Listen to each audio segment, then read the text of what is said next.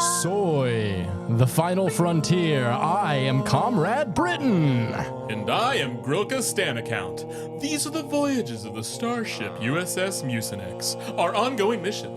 To explore old episodes, both cringe and based, and to boldly go where Quark is gonna score! Soy Trek the podcast is here. One half vegan, one half queer. 100% communist, unless we have a less leftist guest. Patrick and Brenton, talking, joking, farting and shitting, all about Star Trek. Like our buttholes, this show is wrecked. Soy Trek the podcast is here. So listen to Soy Trek right in your ear.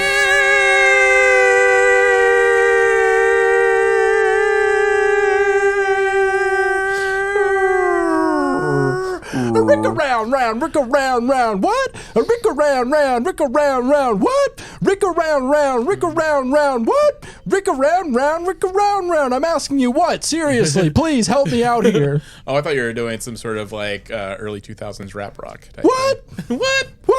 Rick around now. I mean, there's like... Lil Jon did that a lot. He was like, what? I'm just like, I wanted to be like, do you want me to repeat what I said? And I'm just like mumbling along to this music. Like, what? Come on. I'm like, what? I'm trying to have a conversation here. I sort of like that was Stone Cold Steve Austin's thing as well. True. What?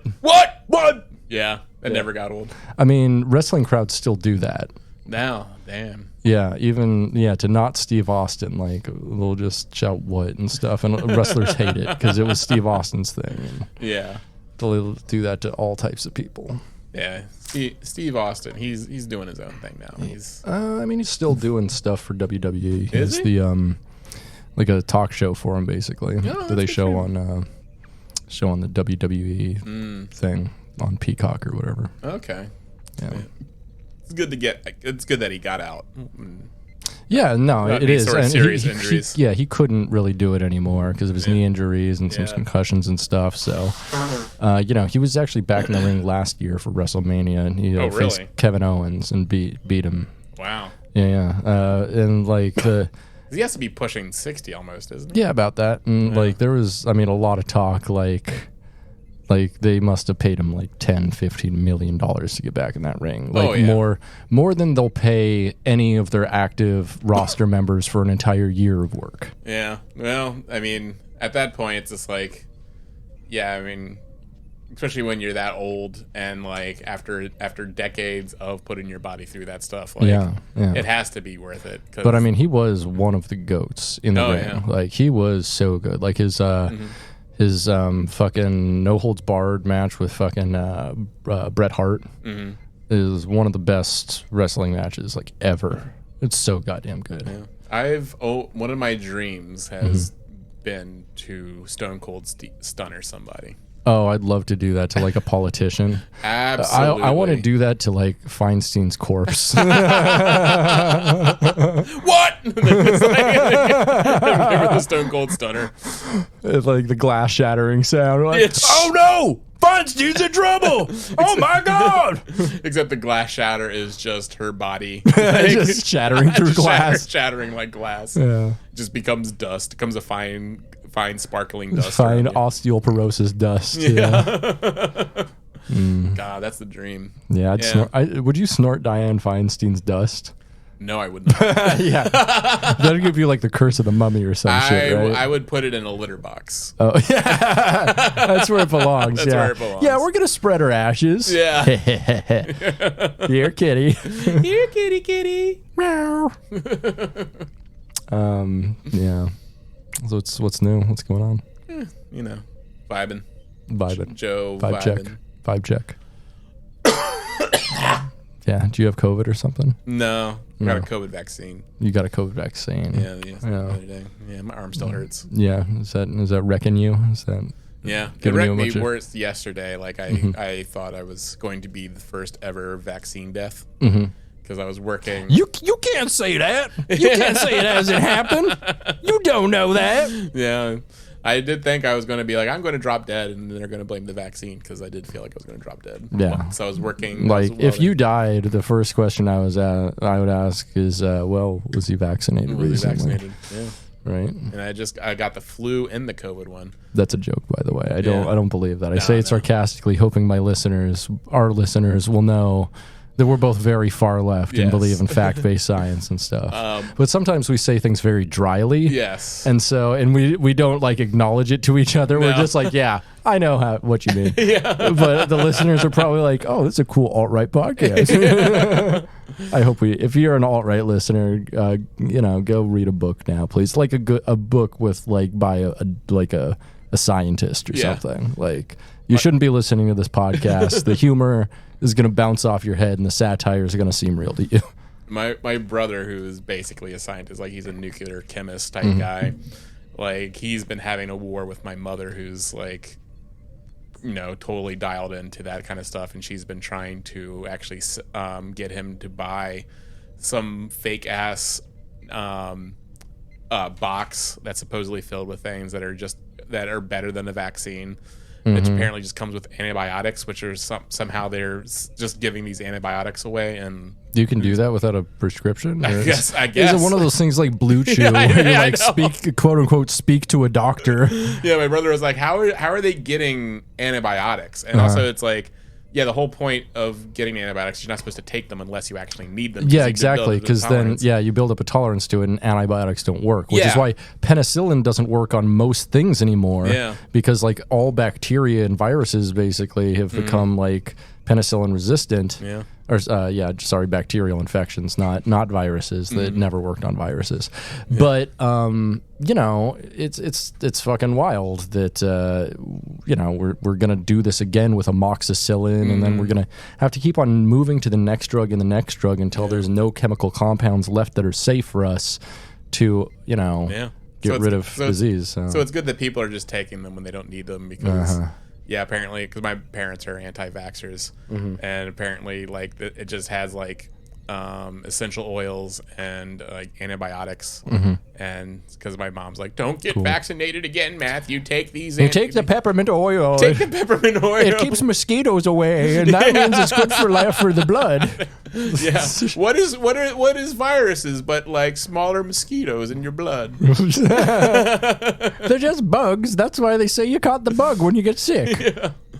But he was telling me about that yesterday. I was just like, oh my God, of course. Yeah. Of course. Yeah, thankfully my parents aren't anti-vaxxers. However, my mom has always actually been an anti-vaxxer in that she believes that the flu vaccine is dangerous. And she always tries to encourage me not to get the flu vaccine, and she'll send me some fucking bullshit-ass articles from homemotherdiary.com. And I think people think that because you do have a reaction to it when you first get it. Yeah, I mean that's what inoculating yourself with disease is. Yeah, and people fundamentally don't get what a vaccine is. Yeah, it's more or less injecting yourself with dead viruses of the thing you're trying to prevent, and so your body gets used to it. In a dead form, and so your white blood cells, when they have to attack a disease that enters your body, so you get it from measles, they inject you with very low-grade dead measles cells. And if you go somewhere and you're exposed to measles, your body is ready to fight it off immediately and strongly. Yeah. That's why I always think when I think it's funny when they go I don't need it because my immune system, I believe in my immune system and have a strong immune system. Well, that's what the thing's doing. Yeah, right. You believe in modern medicine because it's worked for you very well so far. And now that it's become political, you suddenly don't believe in modern medicine? Yeah. Most of these people, by and large, were not anti-vaccine before. No. Not until it was politicized, and now a lot of them have become... I think it's the funniest ones are the ones that are anti-COVID vaccine, but not any other vaccine. Yeah. My mom is also a very funny one, and where she's anti-flu vaccine, but not any of the other vaccines. Yeah. It's like, but that flu vaccine, that's the one. That's the one that's they're getting you. That's where they're getting you. That's why they do it yearly. It's because they're getting you. Yeah, they're putting new microchips inside your blood. Yeah, and I remember her taking me to the fucking pediatrician to get all my shots on time when I was a kid. Yeah, she's like, and I think not the flu vaccine. I thank her for it, but I'm wondering when she stopped letting me get the flu vaccine, and like when that turn happened, and what piece of information specifically made her go, oh yeah, the flu vaccine's fucking bullshit. Yeah. Like it's distressing because it's like a thing that my mom up until like a year or two ago would constantly send me stuff because I was like, oh, we're gonna grocery store, I'm gonna get the flu vaccine. Yeah. And she's like, don't do it. And she'd send me like 2 dumbass bullshit ass ignorant articles that were not scientific articles. And that's the thing, it's like if you give me like a scientific article and like say a piece of information, I'll like go, to it and like scan it and be like, oh, whatever. But if you send me an article from like yourbesthealth.org or something, I'm like, no, that's not, we're not talking about the same kind of articles here. It's called Granny's Kitchen. Yeah. It's like, and he used this apple cider vinegar mixture instead of the vaccine. Yeah. Holymedicine.net. I'm like, ma. Oh yeah. Yeah, there's lots of weird fears about it. Like, I don't know. And my parents think it's going to change your DNA and stuff. Like my brother's trying to do it. I hope it would. I hope it would. I hope it reverses the baldness. I hope a motherfucker would. Yeah. Like as long as it doesn't make me shorter or in multiple places. Shit, I know. I can't lose another inch some places, Yeah. I need every inch I got. Yeah. But yeah, I don't know. That thing though yesterday, the reaction the day after always makes me feel like I should be an anti-vaxxer because I'm like just like feeling it. I'm like, I feel so goddamn bad. But I feel I didn't feel as bad as like the first booster I got made me feel really bad. But this I was still able to work, but I've wanted to if I had a gun in front of me, I would have shot myself in the head. Yeah. I mean, if I had a gun in front of me, I'd probably shoot you in the head too. So. Please. Oh, what's this? Oh no! Here's our. We're gonna introduce our new co-host in a minute, but first, we have to get rid of the old one. Out with the old, in with the new.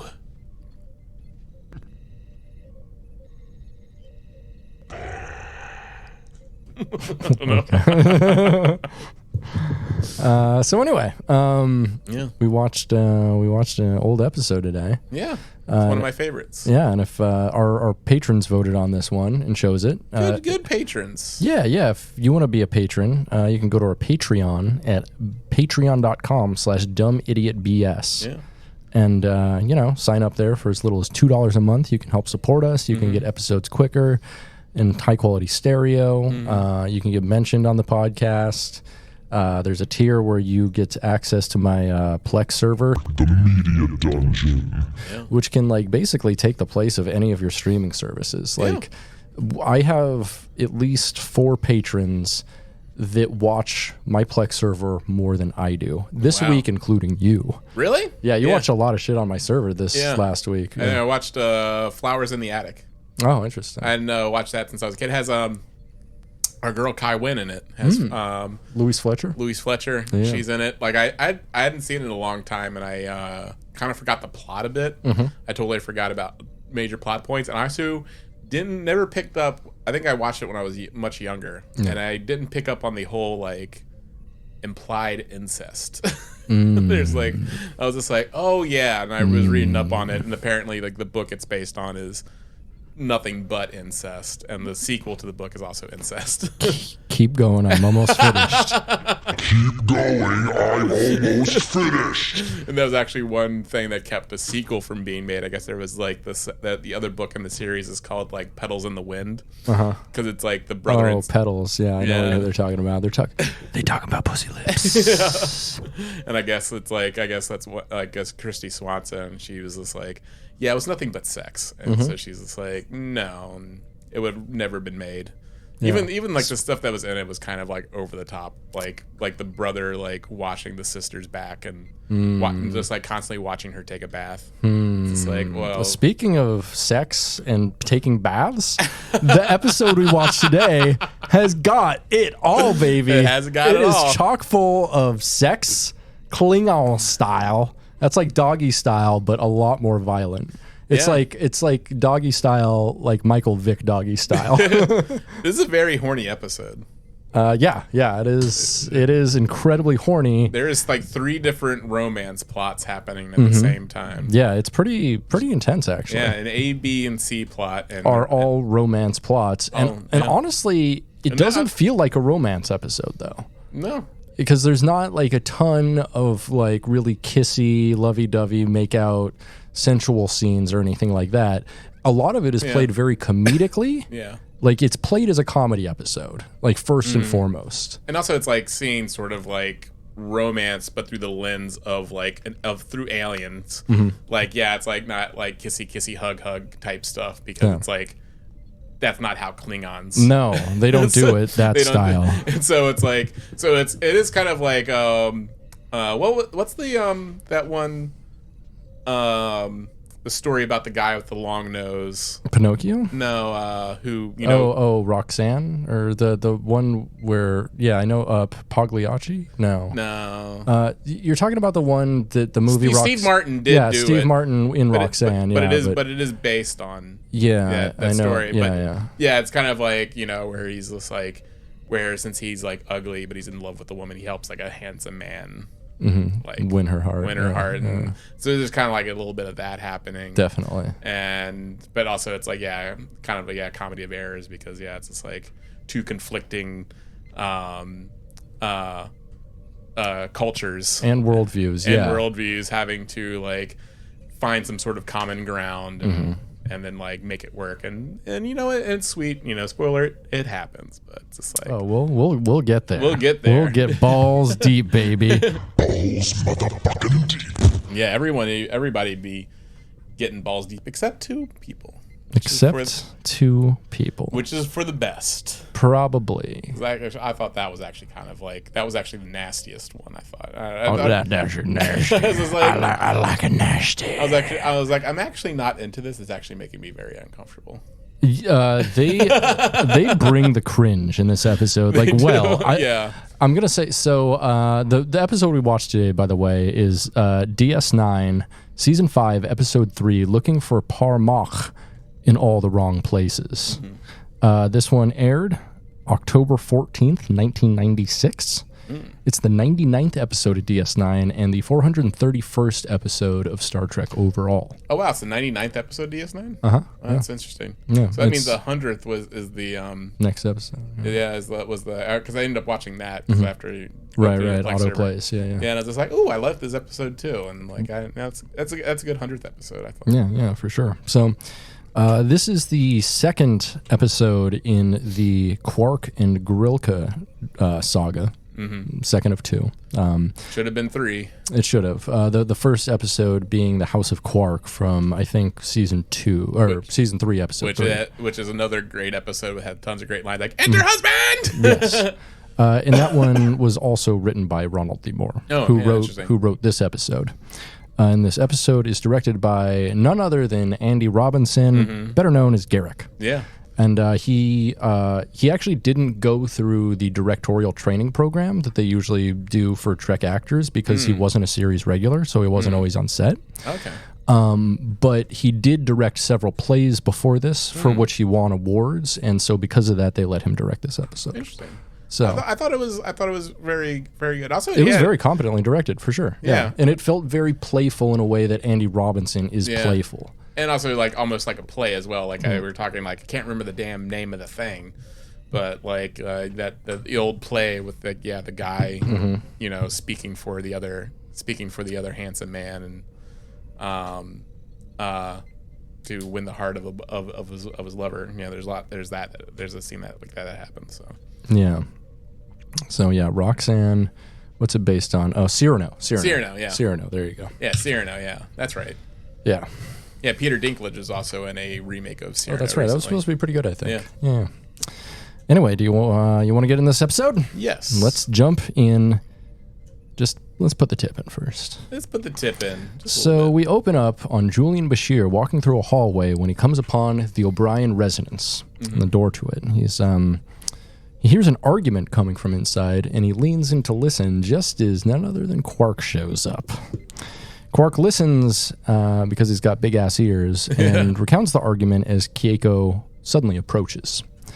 Confused, Bashir thought the O'Briens were arguing, but Quark says it was the other O'Briens, Miles and Kira, arguing about Miles hiding her spring ball racket because she's carrying his baby. But Keiko makes them stop and talk it out and share their feelings. So this is obviously a throuple. Yes. This is the most throuple-coded thing in all of Star Trek, really. Besides Bones and Spurk. Bones and Spurk, yeah. Bone Spurk. Yeah. Yeah. Bones is kind of like the outsider. They both of them just kind of use them. I like to watch, Jim. I don't, in this top, this bottom, you're just crazy talk to me. I just want to watch and jerk my dick off. I'm just your aromantic partner. I don't even know if I have a prostate. See? I just like to stroke the head a lot. And I'm a doctor. I don't know if I do. What the hell? I could probably take a look, but yeah, I prefer to leave it up to mystery. Jim, now kiss me. That's right. Oh, you're so soft. You just shave so close for me, Jim.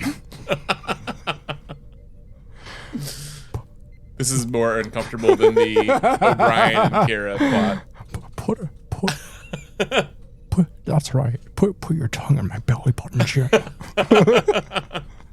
Oh, he into that utero play.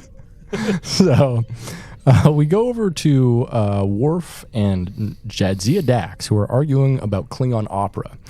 And she says, for being so modern, Worf is a man very tied to traditions, which she likes, since she likes a man riddled with contradictions. Yeah. She is so fucking hot for his two cocks in the scene already. It's insane. Like, yeah, she's laying on really thick. Andy Robinson, I think his directorial style was like, can you like just be a gay man for Worf? Like, just lay it on thick, be nothing but innuendo.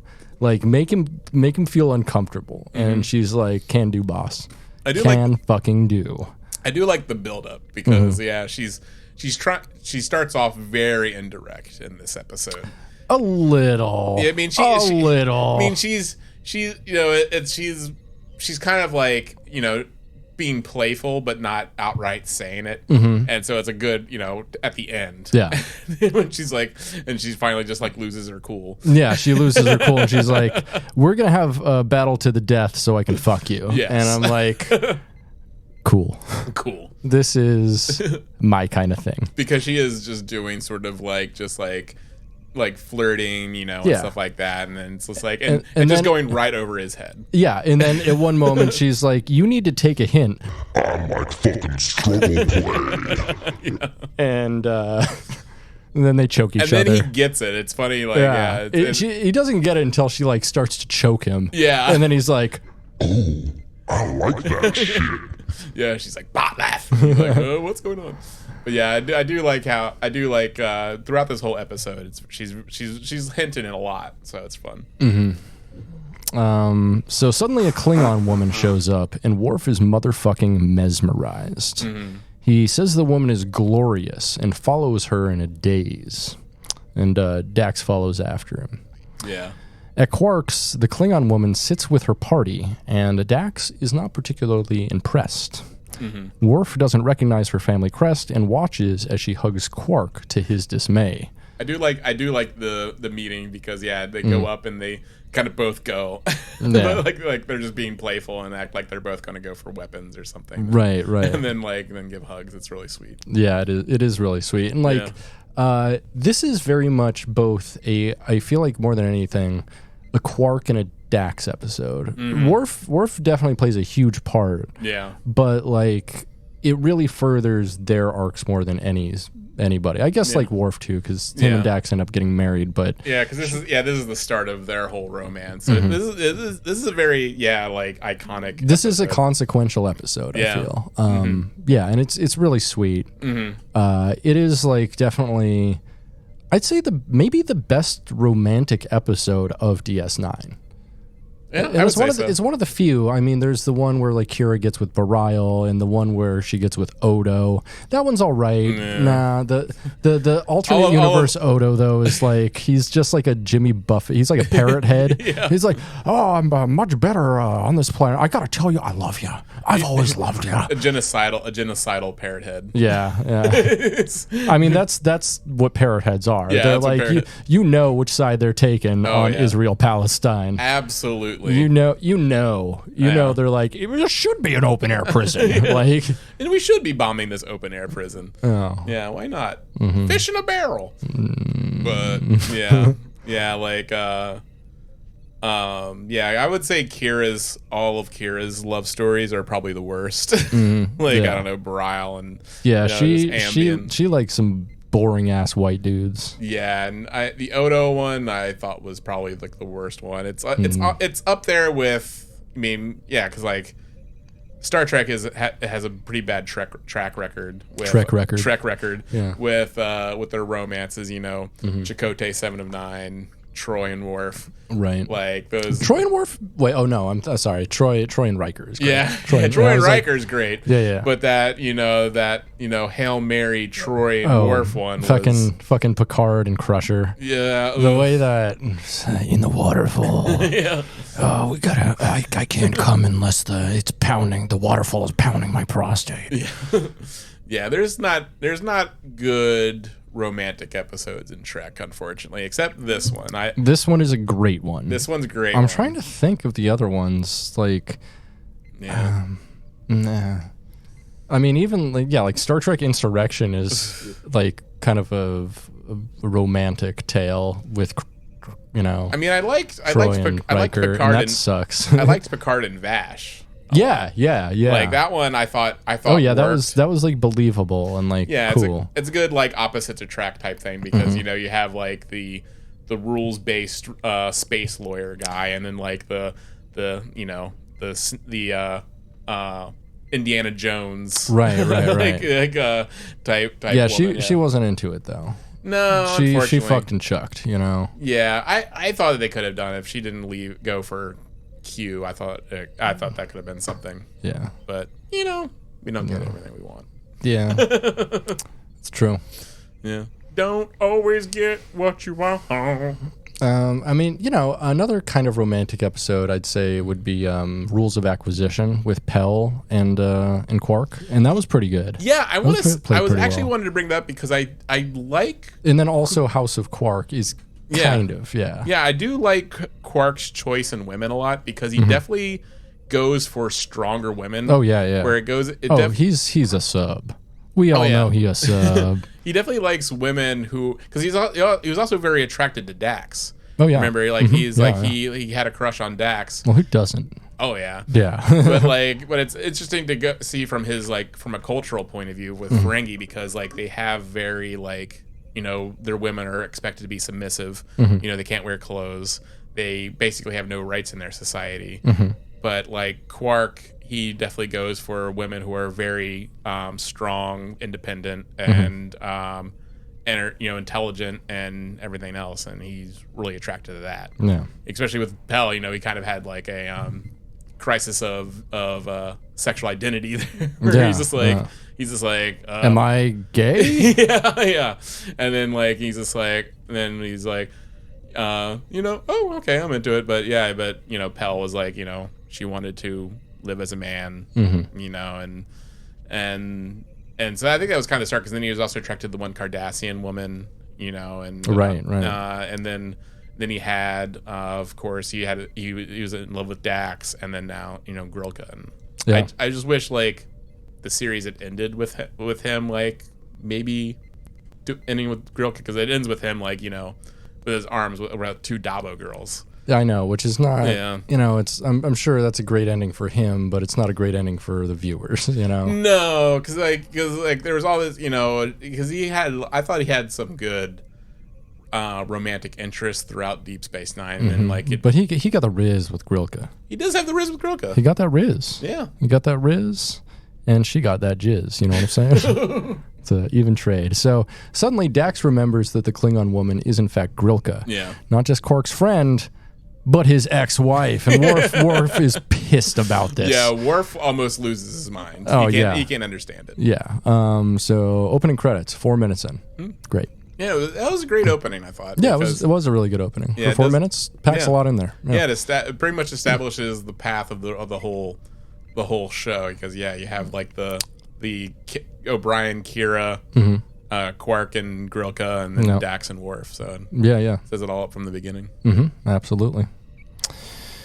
So Quark brings Grilka her drink, which makes her one of the very few Klingons that doesn't drink blood wine, says Quark, except for prune juice. And she's like, what? And he's like, never mind. Quark is laying it on thick for Grilka, and Grilka calls him a subpar husband, but an excellent bartender. Yeah. Which he calls the best compliment he's ever heard.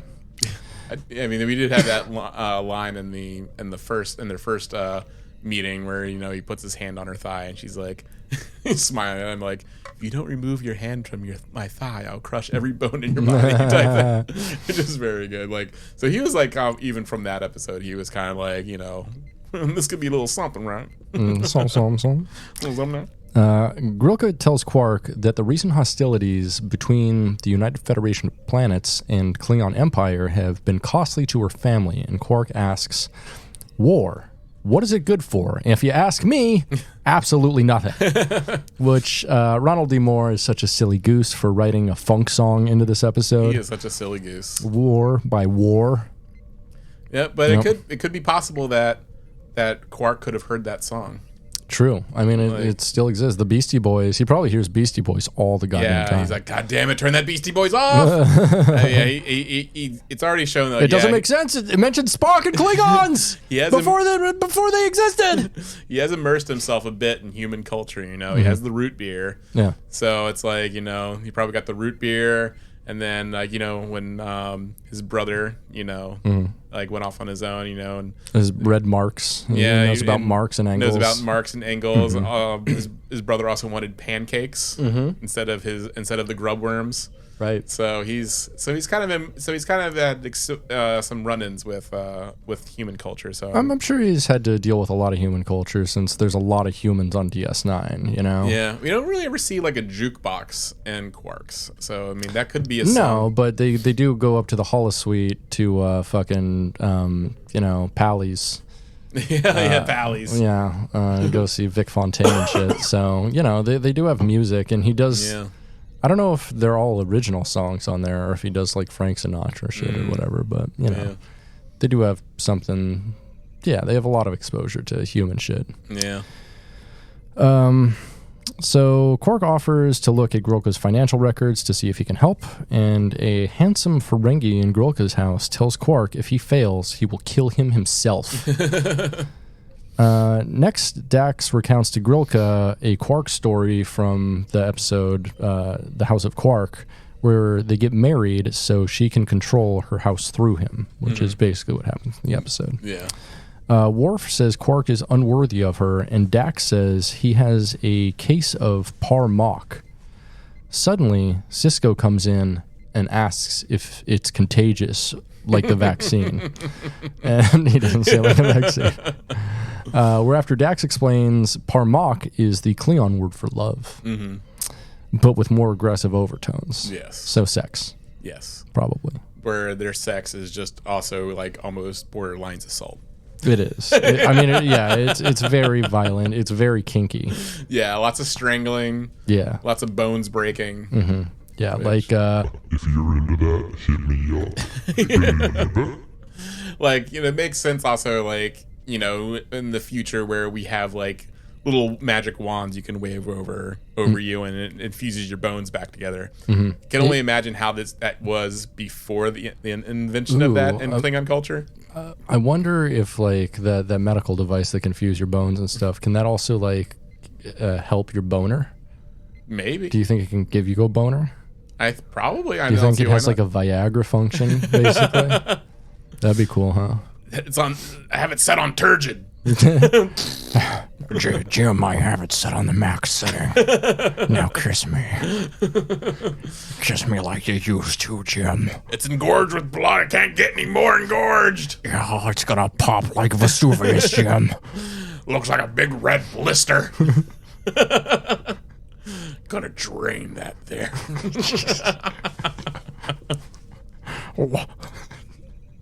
Looks like a dog's dick, Jim. That's how red it is. Now put it in your sweet little mouth. God damn. You want me to keep going, or are you almost finished? No, you can finish. You can finish. I already finished. Thank you. If you're still listening at home, well, thank you for staying with Soy Trek. If you're still listening at home, put away the gun. Put away the gun. Put away the gun. It's not worth it. Someone cares. If you're driving, don't. Yeah, if you're driving, go to the side of the road or drive off a bridge. Someone's gonna fucking drive off a bridge to this episode, and we're gonna get blamed, dog. I think we've almost like told people to drive off bridges before. Jeff Bridges. Jeff Bridges. See that? I don't know what that means. You see that video of the cop being run over by another cop? No, that rocks though. Yeah, it was God, really that's good. so cool. It's so funny because like the one cop's running and it has like the cop cam in the car, and like this looks completely intentional because he just goes up behind the other cop that's running and just straight up runs him over. That's so cool. It is really funny. I like that. So Worf says Quark is unworthy of Grilka, and Dax says he has a case of Parmok. We already got that. So this is the only Cisco in the episode at all. Yeah. Which kind of sucks. Yeah, it's just an excuse to have him on screen because he's like the lead of the show. Yeah, he probably just came in for like an hour. Yeah, no. Like this was like a week off. Like they let him take vacation for this episode. Yeah. So next, Bashir is giving Miles a device for Kira for her sneezing, and Bashir asks if they're still fighting. Miles says they're not, and gives him something else for Kira for her ankles.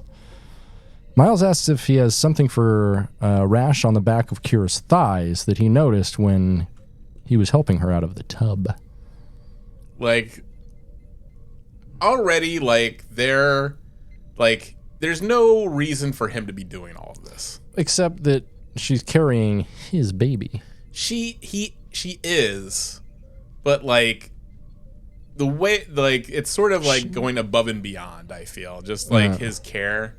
Like, yeah, she could get like they have like machines and holograms and shit to do all this. I'm sure they have a doctor. Yeah, like who can like also like they probably have an EMH too that could probably like just hang out. Yeah, and also like they also I mean in real life that was Julian Bashir's baby. Yeah, it was. Yeah, it was Alexander Siddig's. He impregnated. He was with not a visitor for quite a few years. I don't think they're together anymore. Are they? No. She remarried, but I guess they're still friends. Like yeah, that's right. She's been on his podcast. Like, he has a podcast. Yeah, I didn't know Bashir had a podcast. Yeah, it's what's it called? Something Sid. Can't remember. Interesting. Yeah. Cool. Go check it out, people. Something Sid. So Bashir asks if Miles looked while he was helping Kira out of the tub. Miles is incredulous about this since it is basically sexual harassment, and says since she's having his baby, it's a perfectly adult thing to do. And Bashir says he bet he looked as Miles stormed off. Would you look?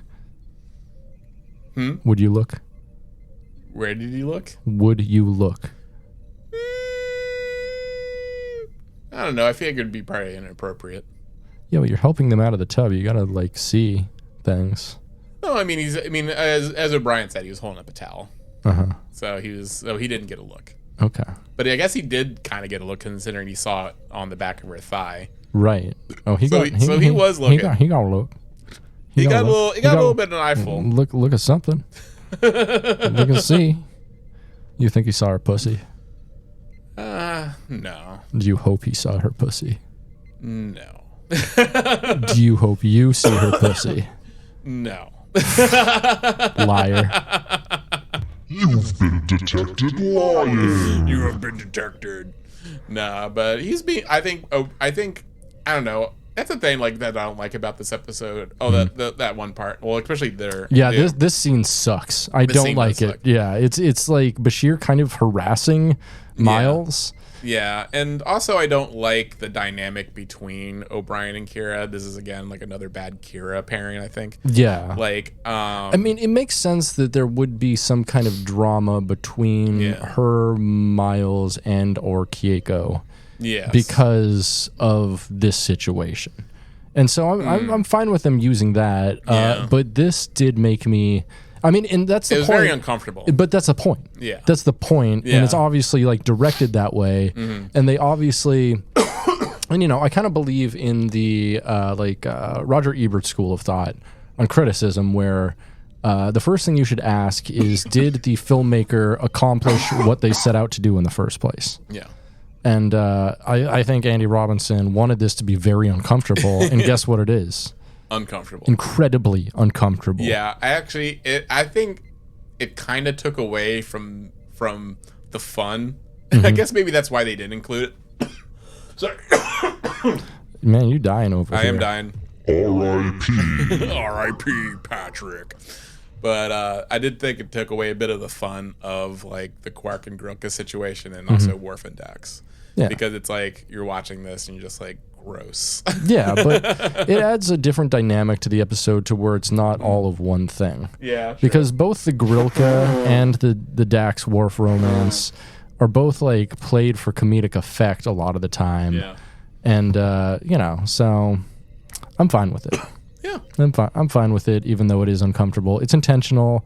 It sets out what it set out to do, and I like that. Yeah. It's well written in a way that makes you motherfucking uncomfortable. It's really well acted and directed in ways that make you really uncomfortable. So, you know what? I kind of like it. You know what? It gets a pass. Yeah. It gets the soy Trek pass. Yeah. So, Worf comes into Quark's, and Morn is just hanging out, licking his drink. Worf says he'll apologize at a later time and tells Morn he's in his seat loudly and throws him before sitting there. Yeah, I do like this part because it just shows what a tryhard Worf is sometimes. Oh, he is. He's a Klingon tryhard. Yeah. He yells for blood wine and suddenly asks what that smell is, and looks to the handsome Klingon in Grilka's house and asks if it's him.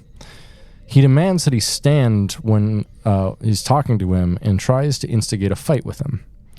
An older Klingon at the table says, "Worf, son of Moog, come with me," and takes him aside and tells him that challenging Thopak, who's the handsome Klingon, Thopak, says he can't be with Grilka because his house, the House of Moog, is dishonored. Yeah.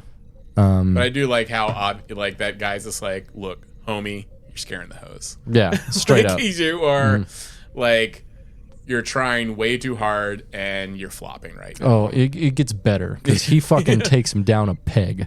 Yeah. He then says it would not have been a good match. And then asks Worf if he's ever pursued a Klingon woman, to which he says no. So, what about Kieler? What happened to her? Yeah, he had a fucking kid with a Klingon woman. I'm wondering if she didn't count because she's half human. And also she was a very unconventional Klingon. True, but she still worked for the Klingon Empire and kept Klingon customs. Like, yeah, I mean, to a point. Like she was also like, you know, I also keep human customs, and Worf was just like, he wasn't into that. Yeah. So Worf is basically a Klingon virgin. Yes. He's because Kieler only had 1.5 pussies, not 2. So he's never, you know, he's like, yeah, it wouldn't be a good match. You don't know how to work both your dicks.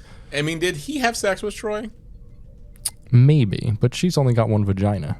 I'm just wondering, like, because they had a kind of a long romance. Because Kaler is the only like before all of that stuff, like the only woman we see him have a romance with besides Troy. Yeah, I think that's true. Yeah. Yeah. So and the Kaler thing only lasted like what? A half a season or something. Yeah, and they barely saw each other. Yeah, enough time to reveal that, hey, you have a kid. Hey, I'm dead. yeah. I don't know. She was in what, like 3 or 4 episodes, maybe something like that? It wasn't a ton. Which is funny because Susie Plaxton is in so many other. It's not like she went anywhere. Right. Like, why she just no longer played that character. Yeah. I mean, they needed some drama and some stakes and for you to care about Worf for some reason. Yeah, I guess because you're like, man, he's a shit father, and then she dies, and you're like, well, at least he's a reluctant shit father, I guess now. Yeah, I don't know. Poor Alexander. Yeah. Yeah, we didn't get any Alexander in the 3rd season of Picard, which I would have liked. Yeah, that would have been cool as hell. I mean, that actor's still around and doing stuff. I mean, at least the one who played him on DS9 later stuff. So. The old Klingon tells Worf it's Lady Grilka's wish that he leave now and not return. Which is like, damn, dude, you scared the host so bad they exiled you. Yeah. You got exiled from the club by the host. And this is basically Worf's house. Like, this is where Worf lives. And she's just like, you need to leave. Yeah, it's like, hey, you know your regular bar? Stay out. Stay out. While we're here, don't come in. You're not welcome here.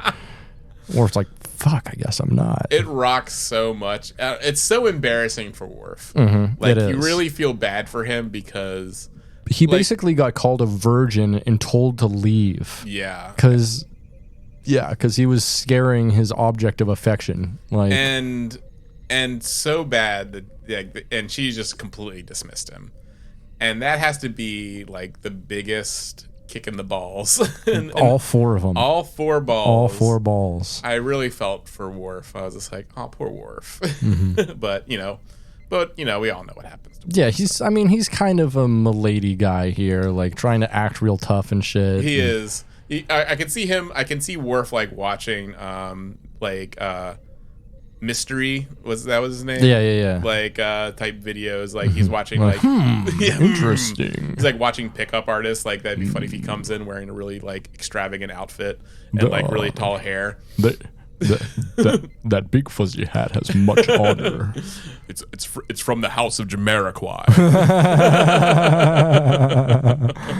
Jamiroquai could definitely be like a Klingon house, I think. Yes. Sounds like one. Jamiroquai, the house of the moving floors.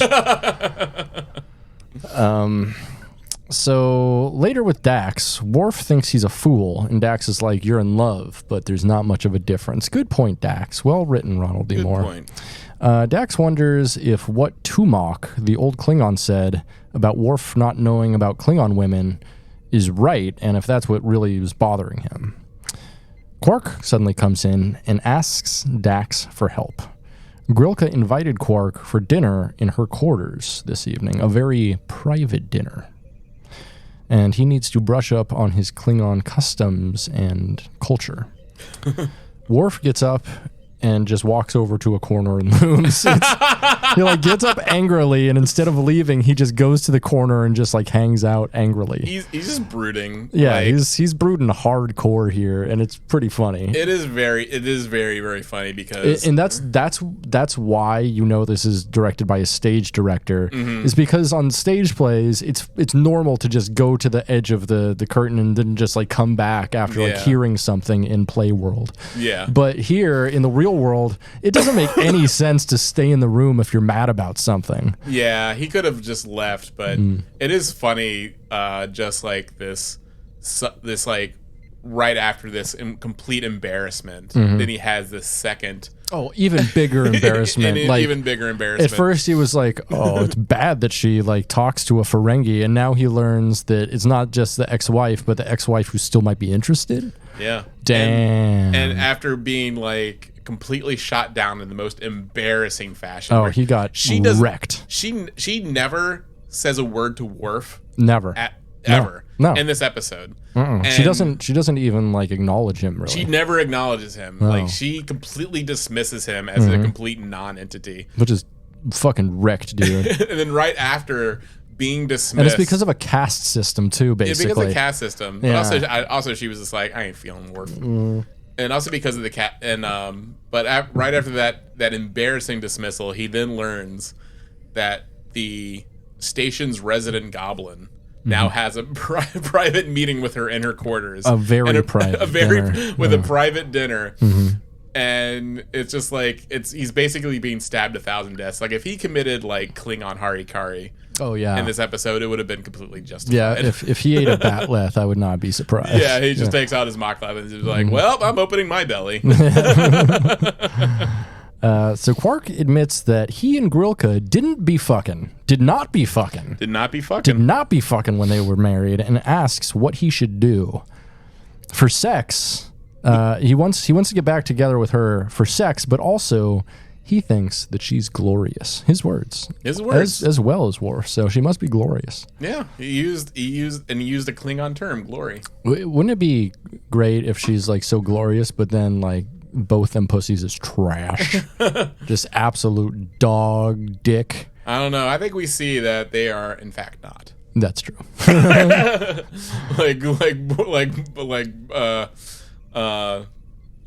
Quark barely survives. Yeah, no, she bends him over. Yes. So Dax tells Quark that he should take it slow at dinner and just talk about her family's history.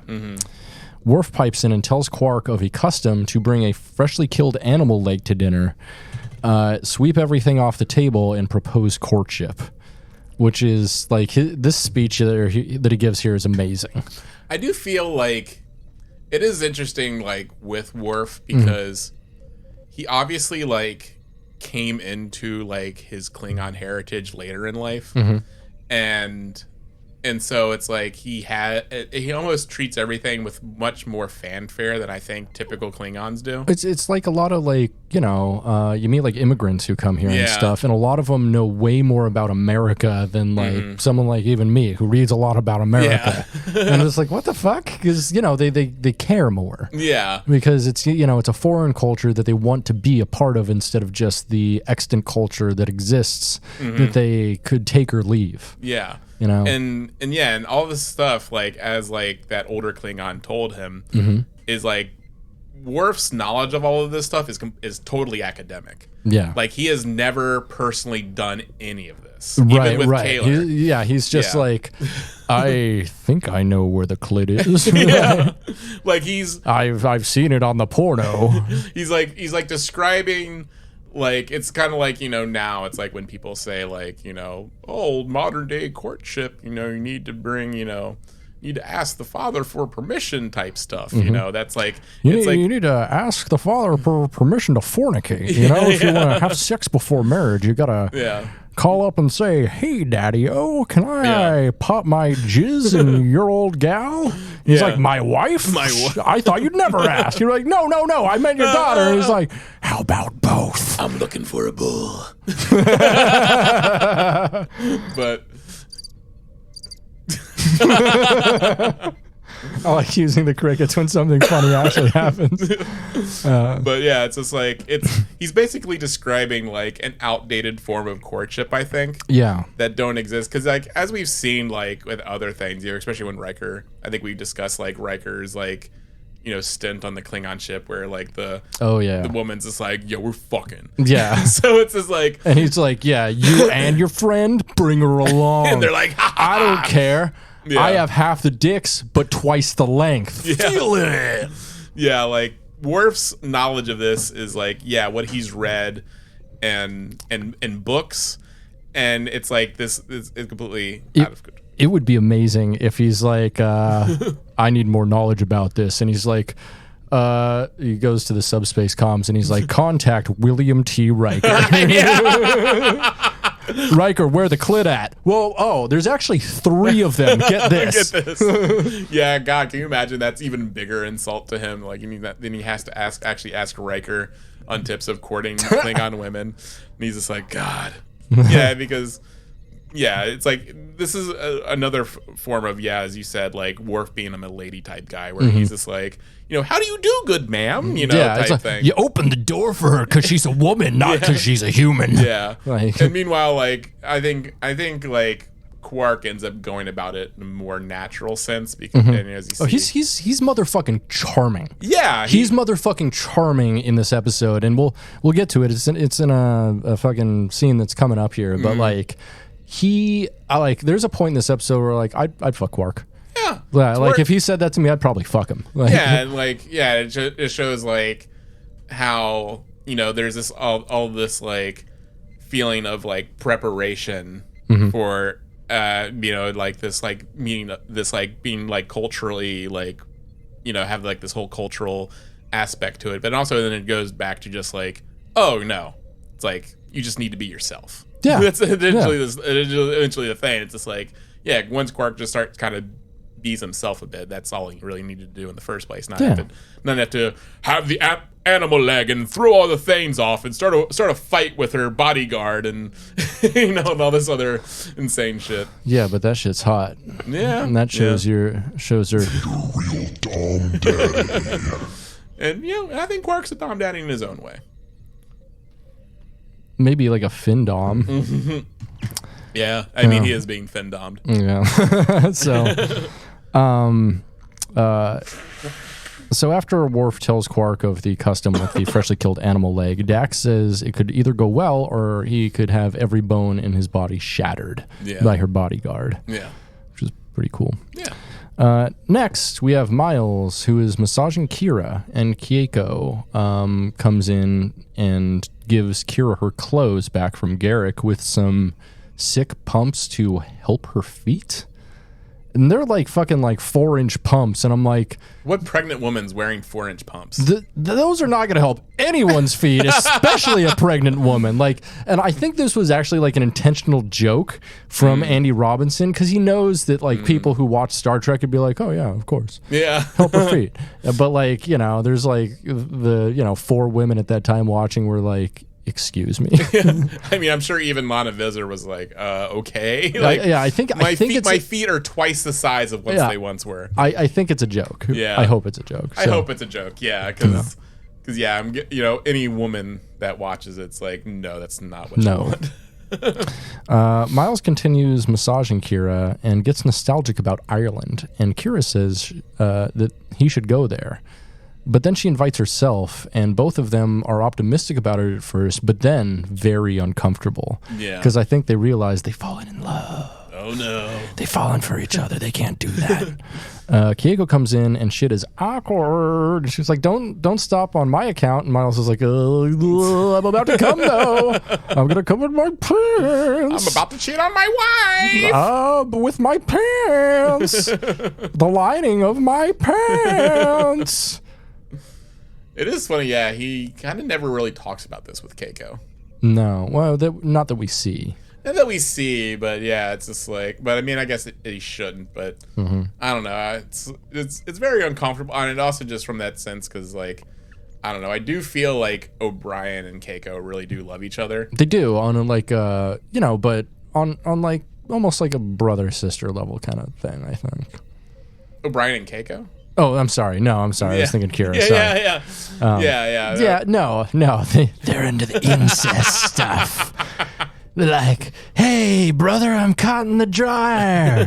What are you doing, brother? An old human tradition of the stepsister caught in the dryer. This is replicator. Make a dryer. Do not understand. Dryer what? Dryer just what? Makes a hair dryer. How are you supposed to get caught in this? Yeah, I guess they really wouldn't use dryers in the future. No, they'd just like throw it into a sonic shower. Like all cleaning is dry cleaning in the future. Think about that. It's all done with sound. Yeah, right. I have my doubts on how effective sounds are in cleaning things. Yeah.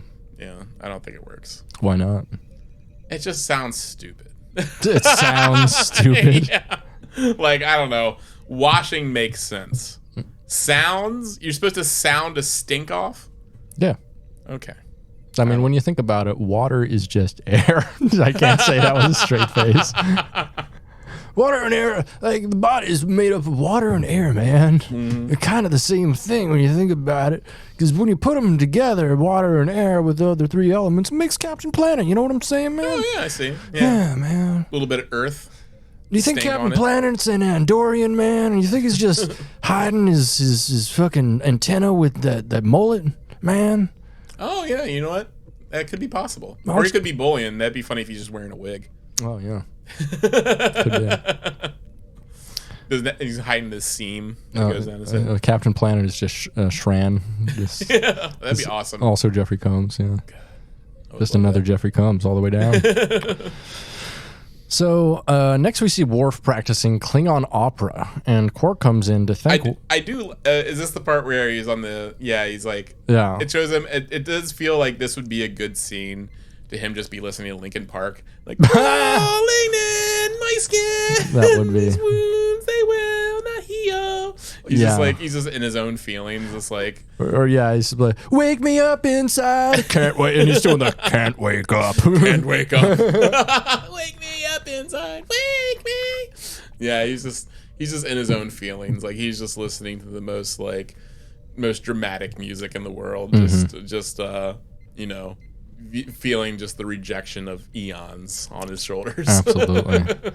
Like, it was like, the rejection was so bad, she sent her old man to reject. She's like, old man, fucking go tell that guy to fuck off. Go deal with this. And he's like, listen, you're a virgin. She gets tons of dick. You take the fuck off, buddy.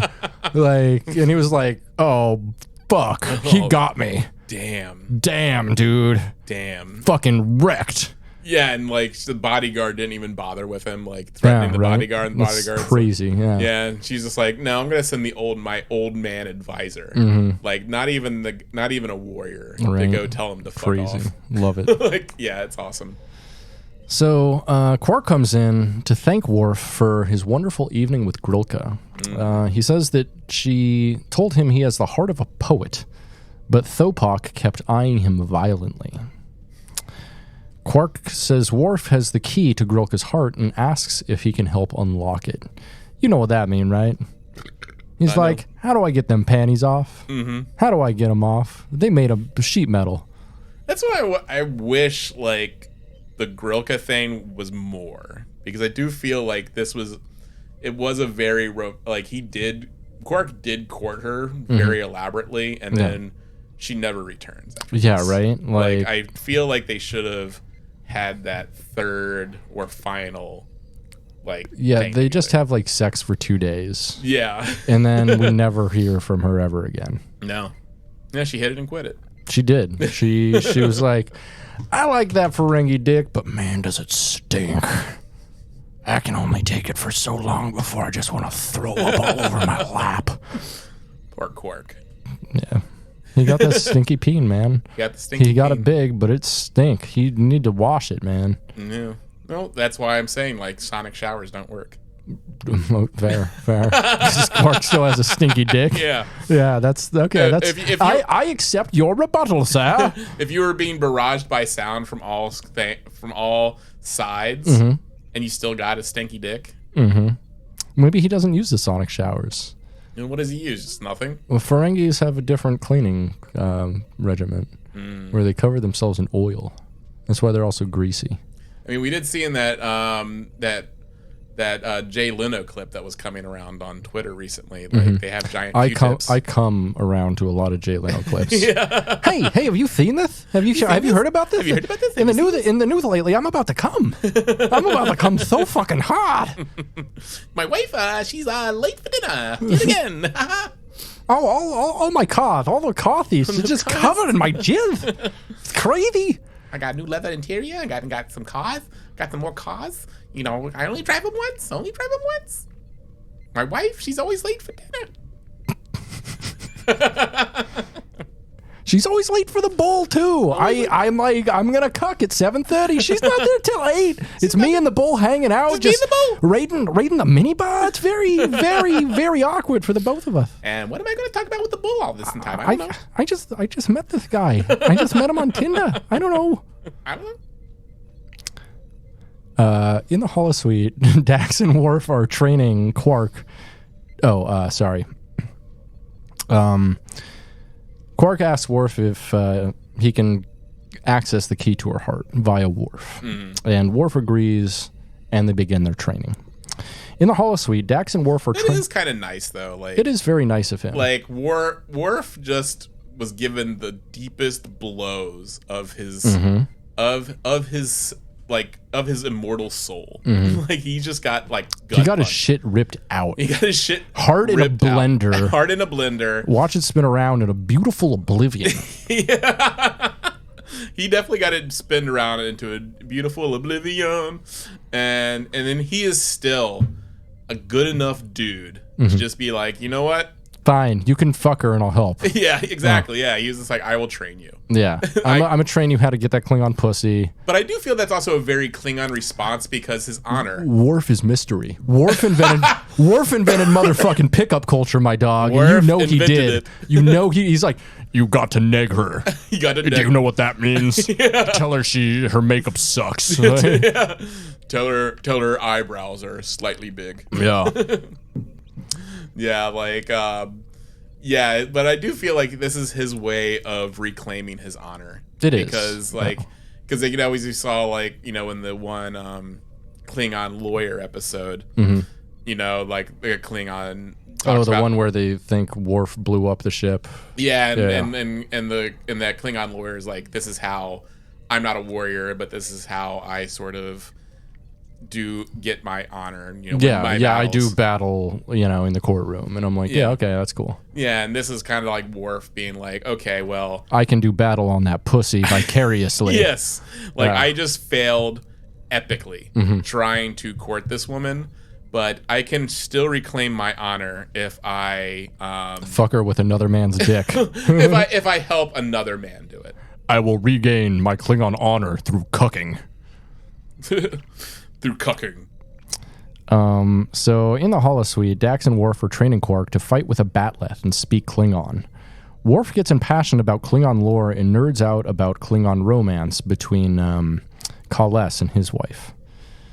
Quark calls this violence ridiculous, but Dax says it's worth it because after the violence, Kales and his wife fucked like crazed voles. And then, in the way she says it, made me pre-cum just a little bit. Like, she says it, I mean, Terry Farrell is a hot human being, but she knows how to be sexy. Yeah. There's a big difference between hot and sexy, and she, like, sexes this up. She does. She's really good. She's, yeah, and this is part of, like, her just sort of, like, subtly trying to get the message across to Worf. Like, being like, Worf, you motherfucker. Yeah. And really, like, also, like, yeah, the part where she is just, like, full on, like, demonstrating her knowledge of Klingon culture in front of him. And it's just going right over his head. Right. He's just like, ooh. Yeah, he's a dummy because he doesn't know that he's a sub yet, though. I think he figures that out in this episode. Before this, I think he thinks he's really a dom and a top. And he's not. He's a little subby baby. Yeah. And he needs mommy to take care of him with her big strap. As we see, like, yeah, I mean, just the scene of him just, like, listening to the Klingon version of, like, Crawling in My Skin, like, alone in his depression chamber. Yeah. Like, we see, like, he is just completely emo. He is. He's up in his feels, man. He's up in his feels. Quark asks Dax to do it again because he's my motherfucker, and it was very funny. It seemed like an ad-lib, and it was great. So next, Odo and Kira are discussing equipment thefts, and Odo says their security problems are Miles O'Brien's fault, and Kira defends him. Odo wonders if Kira is growing fond of Miles, and says she's been always fond of the Chief, but Miles is a different story, which is a pretty good line, although he's being a fucking dickhead about this. It's because he's jealous. Like, I know, he's jealous, but he's being a fucking dick. Yeah. I don't like him. That's the thing, like, I mean, there's certain things I like about Odo, but I don't kind of like him just as, like, a person. No, exactly. Like, I like his character on occasion in some episodes, and, like, he fits well into the story. Yes. But, him, like, I wouldn't want to be friends with him. No. Like most of the people on DS9. No, he has his moments, like, really, like, the romance between him and Luxwana made the most sense. It did, because she like helped redeem him, because she kind of needed a redemption arc herself. And she also found the humanity in him, Right. which he never really which he didn't let out too much, and she was able to see it, part of being a Betazoid. And everything. Right. But she was able to see it, and I felt that made sense for them pairing, because he's a very closed off individual. Yeah, because she sees past his gooey exterior. Yes. Yeah. and also she was like horny as fuck. Oh, so fucking horny. Dude, that line where he's like, every night I turn into a fucking bucket of goo for like 8 hours, and she's like, I can swim. Yeah. That is the horniest line in all of Star Trek. It really is. The horniest. Like, that was really like that's crazy. It made it past censors. It is. It really is. Like, yeah, she was all into it, and I feel like that should have I'm not sure if like at this point Majel Barrett was having some sort of health issues, why she couldn't maybe commit to more episodes. I don't know, but but yeah, I would have liked a Lwaxana Odo pairing instead of the Odo Kira that we got. Yeah, absolutely. That made the least amount of sense to me. Yeah, Kira. Yeah, there was way more other characters she would have been good with, I think. She would have actually, I think, been good with Worf, but I do like Dax Worf a lot. Yeah, me too. He just needs like a Dom mommy, and both of them are Dom mommies for sure. Oh yeah, absolutely. Which is probably why she was with Barial, is he just opened up them cheeks and let her do her thing. But he was also the human equivalent of Ambien. Yeah, he was Prince Valium from from Spaceballs. Yeah, he was a complete dork. I hated him. Yeah. So Kira says it's like she's part of the O'Brien family, and Odo, like a fucking dickhead, asks which part she is, and she's like, "What?" And he's like, "What? Like sister, mother, cousin? What part of the family are you?" And I'm like, "Fuck you, Odo. Yeah. Suck a dick." I mean, Odo's obviously angry. Yeah, and fuck Odo. So he's just trying to be the biggest asshole he Fuck can to Odo. her, and yeah, this part I didn't like. No, this one wasn't great. I think it was just an excuse to get Rene Auberjonois in the episode so he could get his credit. Oh yeah, because they had to get everyone in the episode from the main credits, except for Jake, I think. Yeah. Oh. Well, that's good, because the next episode's a good Jake episode. So, in Quark's, Thopok is angry about Grilka courting Quark, and Tumok tells him to know his place. Tumok is just the burn master. I think that's why Grilka carries him around. She's like, "Go insult that guy," and he's like, "I've got it, my liege. Your dick is small and smells like shit." And no, how did you know that? And see, that's how that Klingon gets his honor and wins his battles. Yeah, through wordplay. Yes, I do the battle raps. That is my honor. That is my battlefield. I have a crowd work insult comic routine. Oh, look at this guy. It looks like he has a pile of shit on his head. My sword is a sure SM-58. Quark and Grilka come down the stairs laughing after having done battle in the holodeck, and Grilka asks him why he pursues her. Great question. Great question to ask on a date. He says he only pursues things he wants to acquire, and this turns her off for sounding too Ferengi, but he admits that he is, in fact, Ferengi and proud of his culture, and turns it all the way around by saying that he knows things of great value as a Ferengi, and she may be worth more than all the latinum in the quadrant. And holy shit, this gave me chills. I would have fucked Quark right in this moment. I would have fucked his little gremlin face. I don't care. Yeah, she is just like, wow, that is the most romantic thing. Because it is. It's the most romantic thing a Ferengi could say.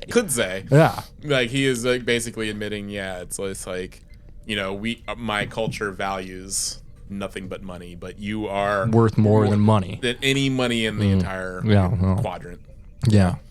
It's very sweet. It'd be like saying to me, like, you're worth more than a bathtub full of cum. And I'd be like, what? What? Me? Unvaccinated cum? Absolutely. Oh my God. It's worth... I'm about to finish. It's worth more than gold. Worth more than latinum. Grilka calls Quark her Kahless, and Quark calls her his Lucara. Oh, yeah. I love that part, yeah. And then suddenly Thopak tosses over the table with Quark with it. He says he cannot watch this any longer and will not protect a house that welcomes a Ferengi such as Quark. Damn, dude. Gotta be racist. Right? He accuses him of having no honor and says tomorrow they will fight to the death. R.I.P. Quark. R.I.P. Quark. We go back to Keiko and Miles, who are at home relaxing when Kira comes in, and things are kind of awkward. Kira says she's going to Bajor for a few days, and Keiko says she can't go alone just in case she goes into labor. And says Miles... Well, how far away, how long is she? She's 8 months at this point, so she's not due for another month. Yeah, I mean, that's possible. Yeah, it is. It's like, taking into account of Bajoran physiology, like... Right. I mean, she could go to a Bajoran hospital very easily. Yeah. I mean, maybe they don't want the baby born on Bajor, but who cares? Make it a dual citizen. I don't care. Whatever. Yeah, that'd be funny if that still exists. Like take the baby over the border. Yeah. It's like Canada, so it's born a Canadian baby. Oh. And then she's like, it's mine now. It's mine. It was born on Bajor. You can't have it. I'm going to raise him in the traditional Bajoran religion. I'm going to make another Vedic Barile. With Worf and Dax, so Keiko basically forces Miles to go on this trip. Yeah. So with Worf and Dax, Quark is trying to figure out how to win or get out of this fight and proposes a solution to his fight in the House of Quark. But Worf reminds him that he was saved ultimately by Gowron. Quark begs for a Klingon tradition to help him win, but suddenly Dax has an idea. In the holosuite, Worf and Dax have affixed something that allows Quark's body to be controlled by Worf, so that Worf can be the one doing the Klingon duel. I feel like if this was like a scene in like The Naked Gun or something, like that would have been like it would be a really good comedy thing. I mean, and they do play it for laughs, definitely. Yeah, if suddenly something started happening to Worf, something very comical, or maybe if that's when Worf decided to start having sex with Dax, and then Quark's like, "What are you doing to me?" Quark's like, "I only have one. I don't know what's happening. It's splitting in two. Why am I bending over?" Oh, I see. I understand it all now. Meanwhile, Grilka and Thopak are just like, "What the fuck?" Standing in the corner like, oh my god. And Quark is like, No, I'm into it. His knees are quivering. So Dax tells Quark to go to bed so he can rest for tomorrow. Worf cannot believe he's helping Quark pursue Grilka. Dax wonders why can't he believe it? That was his idea. Yeah, right? Dax wonders what's so great about Grilka, and Worf tells Dax all of the things that he likes about her. Her poise, both them pussies, both them buttholes, and all 5 of them titties. And also it should be said at this point, Worf has only observed her from afar. Yeah. He literally knows nothing about her. He is such a fucking neckbeard Fedora head in this episode. He is not... I know we're perfect for each other, just because she's so beautiful. Yeah, he has only observed her from a distance and got told to fuck off by her. No, he's... The only thing he has to know about her is like his male gaze. And it's fucked up. Yeah. So Dax says he should be going after someone a little more entertaining and fun and attainable. Come on, Worf. Take a hint. Yeah. She wants to do things to both his buttholes so bad. Both of them. Worf says she's not in his shoes, and she says, too bad. You'd be surprised what I can do in a pair of size 18 boots. And somehow she makes it really hot. And also, again, totally goes over Worf's head. Right. Worf is just like, duh. Right. It's wild. She is such a slutty hoe on this episode, and all I have to say about that is queen. Queen. A queen. The next day, Quark rolls into the holosuite for the duel. He accepts the challenge from Thopak for Lady Grilka's honor and activates the body control. The battle begins, and Quark gets the upper hand. Thopak asks where he learned to fight with a batleth, and Quark says he's a man of many talents. Yeah. And then pulls out his dick and says, I can fuck like a champ too. And Thopak's like, oh yeah? And they kiss.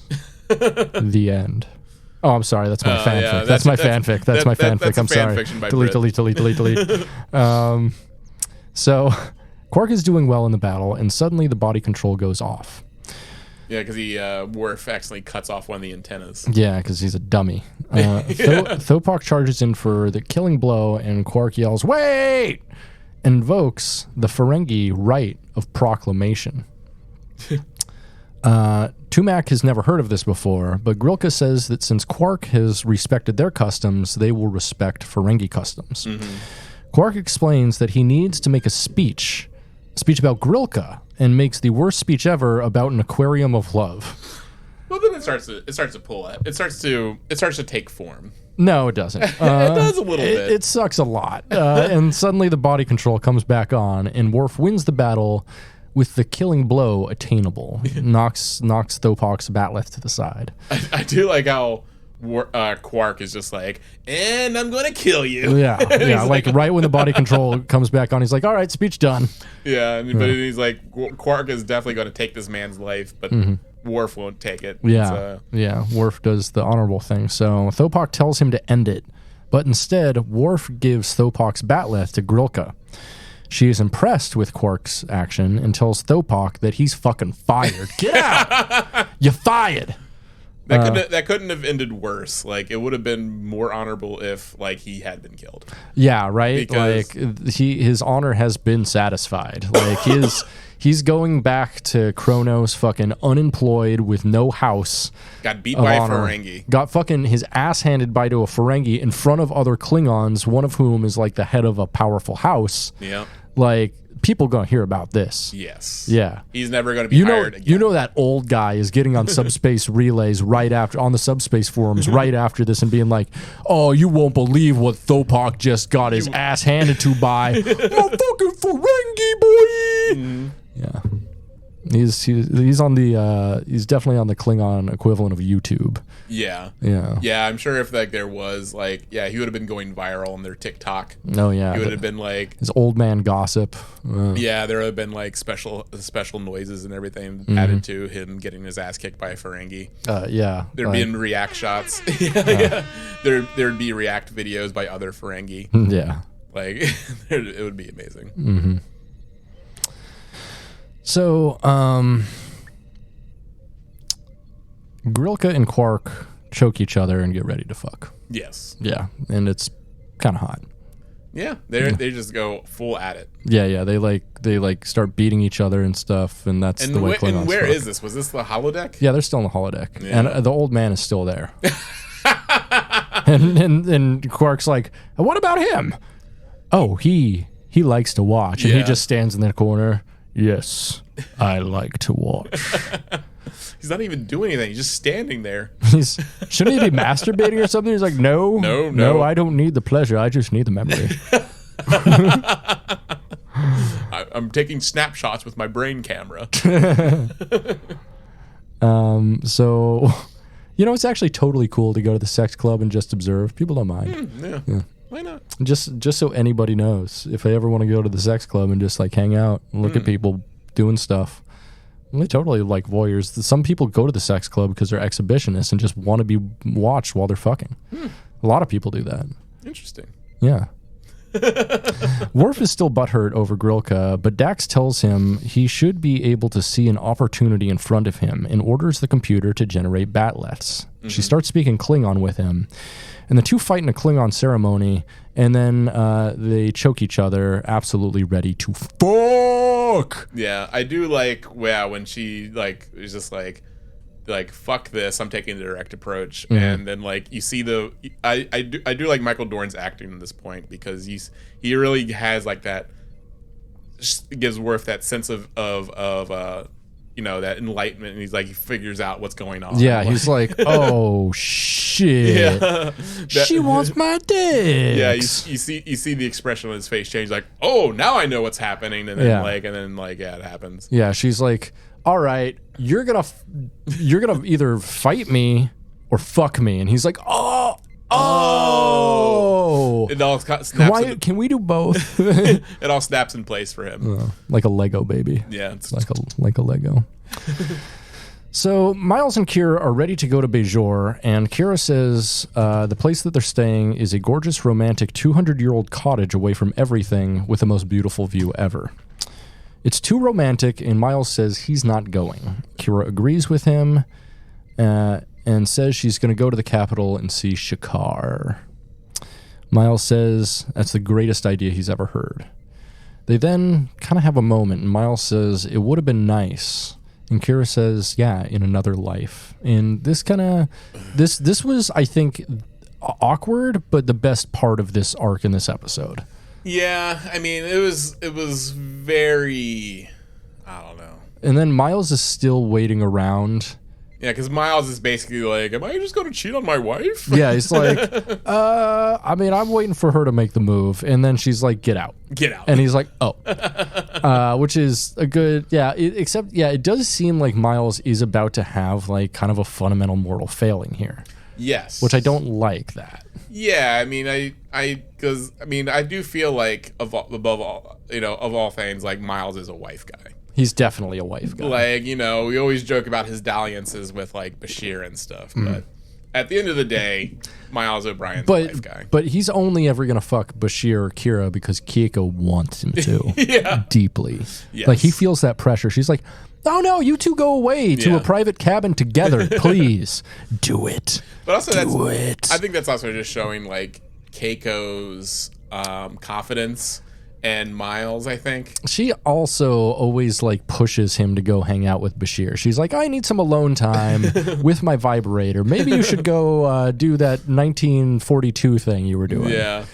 I mean that is mentioned in this, right? When I think like early in the episode. Is this episode when like Bashir's like, I hear there's like some we can go drive our planes or whatever.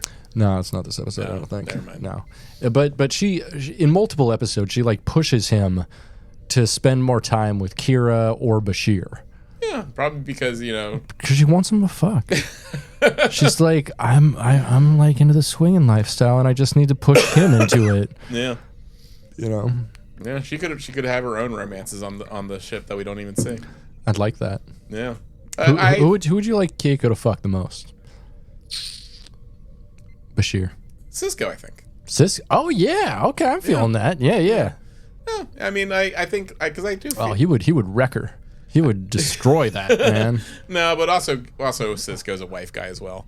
I mean, he becomes a wife guy. He's a wife guy. I mean, at this point, he had met Cassidy. He remarries his dead wife, which is very wife guy. Yeah, very wife guy of him. Very wife guy of him. Mm. So yeah, maybe not Cisco. Like he's very wife guy pilled. Mm-hmm. That's like also Miles. I do think at the end of the day, Mm-hmm. and I think he's definitely wife guy pilled.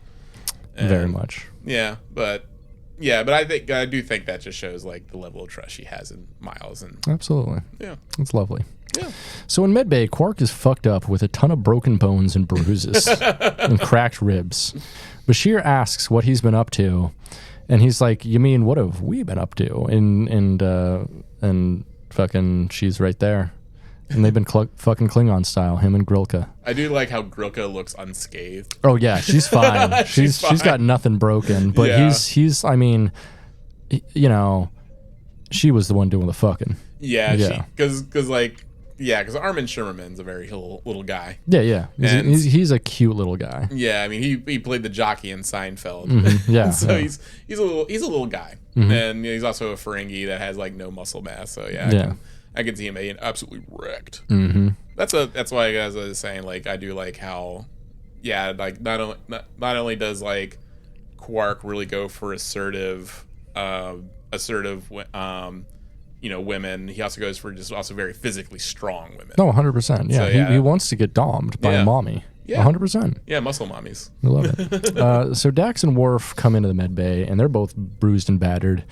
And Bashir asks what happened to them, but then he's like, "Oh, I get it. I'm not going to ask any more questions," because they too fucked Klingon style. They did. Like Dax showed him how to fuck Klingon style. Yeah, and Worf was like, whoa. Because Worf was pretty fucked up. Oh, he was fucked up. Like his all of his braids were pulled out. Yeah. She was pulling on his hair. He had scratches on his face.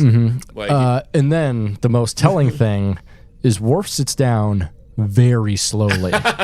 Very slowly. Very slowly. Because his ass is sore. It's like, he's like, oh God, I feel like I just shat out like 3 years worth of fucking hot wings. Jesus Christ. Oh my God. Oh my God. Oh, I've never had anything up there, especially anything that big. Oh my God. He got pegged the fuck out. He did. He got Dax knows what she did. Yeah, there's not that much peg at a Steely Dan concert. You get me? That's a Steely Dan song. Oh, I'm completely unfamiliar with the works of Steely Dan. It will come back to you. No? No. I haven't listened to any Steely Dan. I know this may be a shocker to you. Time to put you down, boy. You've missed the good world. You missed the good world. Time to go to no world. So Worf says that according to Klingon tradition, they now have to get married. But he also points out that Dax is not a traditional woman. It's like, also Worf, for fuck's sake, like, Klingons fuck. Yeah. Like, he is, like, it's just Yeah, he's like, according to the Bible, now that we've had carnal knowledge of each other, we must be married in matrimony. Yeah, according to the human Bible, if we don't get married, we're going to hell. Yeah. And so, yeah, it's just like, Worf, calm the fuck down. Yeah. Like, fucking chill, bro. I mean you just fucked the universe's biggest slut. Like, the Dax symbiont has been inside, like, thousands and thousands of people as a fuck machine. Like fucking just like, I mean, Jadzia Dax alone, Curzon Dax. Yeah. We know Curzon Dax died while he was fucking because he fucked so much. Yes. He fucked until he died. Yeah, they met. He fucked like he died like he lived as a fuckman. They met the person that he was having sex with when he died. Right, it was the wife of the guy, and that's how Dax got off on the charges. Yeah. Yeah, and like in the episode Dax. in the episode Dax. From I think season 1. But yeah, like, because as we've seen, like we have like a real, traditional Klingon woman that's also in the same infirmary. Yeah. And they're not like, and she's not being like, well, Quark, we got to get married now. It's just like, yeah, but they've already been married and divorced. They've already been married and divorced, but it's just like, it's just so funny. Yeah, just Worf being the biggest dork. He's such a fedora dork. He's such a fedora dork. Like, he's so Reddit pilled. We have to get married now. Like, oh my God. He thinks about Rome a lot. He thinks about Rome a lot. So. Dax says she doesn't know how she wants to proceed with the relationship. Since she was the aggressor, and she says she wants to take it one day at a time to see what happens.